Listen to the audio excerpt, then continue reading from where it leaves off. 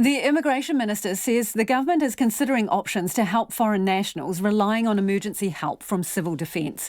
It comes as Civil Defence Hawke's Bay is worried a slow train wreck is unfolding in the region as it helps an increasing number of backpackers, seasonal workers and international students stranded in New Zealand. Anusha Bradley reports.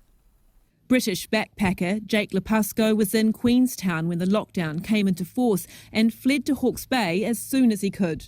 Everyone had spent all their money on, accommodation during the lockdown, and when the lockdown ended, there's no work really for the South Island, and the only work I could find was in Hawke's Bay. He's now got work in a Napier hostel for at least the next few weeks, but says many other travellers are not so lucky. Yeah, there's a lot of people that just didn't have anything. They were here, of course, if he's on a work holiday visa, they were here to work, and if there's no jobs, then you're pretty stuck. You're relying on your parents to help you out. The controller for Civil Defence Hawke's Bay, Ian McDonald, is worried about an increasing number of foreign nationals needing help in the region, especially backpackers fleeing Queenstown in the belief they'll find work here.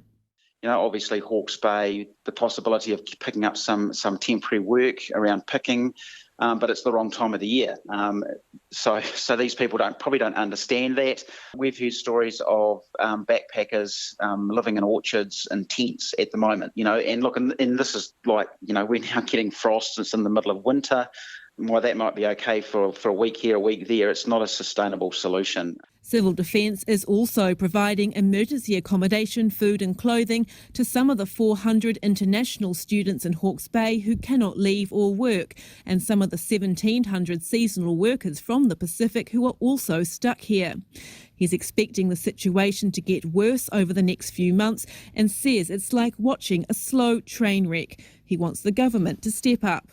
Emergency welfare is just that, but it just needs to be really clear as to who is actually responsible, and that's really what we want. And also acknowledging that the civil defence groups actually we need to actually take a bit of a deep breath, and we need to actually get ourselves prepared for the next thing that's going to come our way. Gary Jones from the Hawke's Bay Seasonal Labour Group says nearly all the 1,700 RSE workers here were meant to have gone home already, and there's not enough work to support them all. Policy around RSE insists that any contract guarantee a minimum of 30 hours a week and has a length of time for a minimum length of contract. And because this is such an unknown, employers are very nervous about signing contracts. He says the industry is working on a plan to get them home, but some Pacific nations are still very nervous about the virus.